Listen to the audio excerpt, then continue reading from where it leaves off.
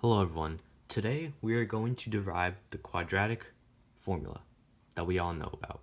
X equals negative b plus or minus the square root of b squared minus 4ac all over 2a.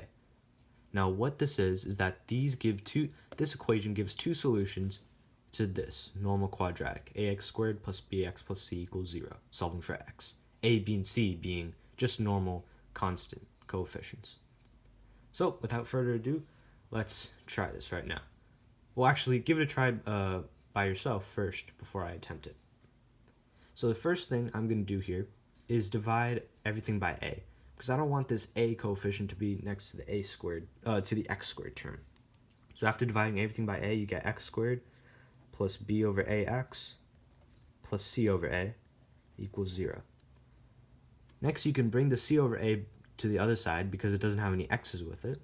So you got x squared plus b over ax equals minus c over a. Now what I can do now is I see this left side and I want to complete the square. You got an x squared term and an x term, but you don't have a constant term. If you put a constant term there, then you can maybe factor it and square root, and then maybe you can get somewhere. So let's see, how do we complete the square over here? Well, we have to look at the coefficient of the linear term, which is b over a, divide it by 2, so b divided by 2a, and then square that term, so b squared over 4a squared. So we get x squared plus b over ax plus b squared over 4a squared.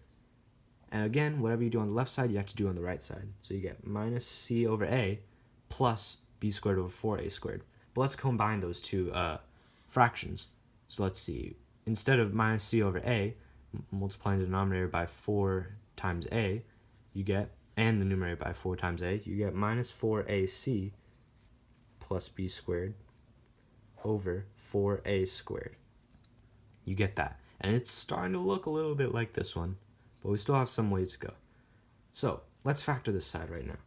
So you got x plus b over 2a squared. Remember, you can take this and then you can factor it into this right here.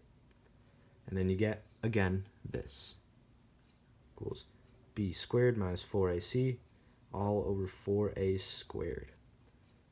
Take the square root of both sides, you get x plus b over 2a equals plus or minus. Remember, whenever you take the square root, you get two different terms. Like the square root of 9 is plus or minus 3, the square root of 14 is plus or minus 4, the square root of b squared minus 4ac divided by 4a squared is plus or minus so-and-so. So what it is the numerator can't be simplified at all, so we get b squared minus 4ac again, but the denominator can be simplified to 2a, because the square root of 4a squared is just, well, the square root of 4 is 2, and then the square root of a squared is just a.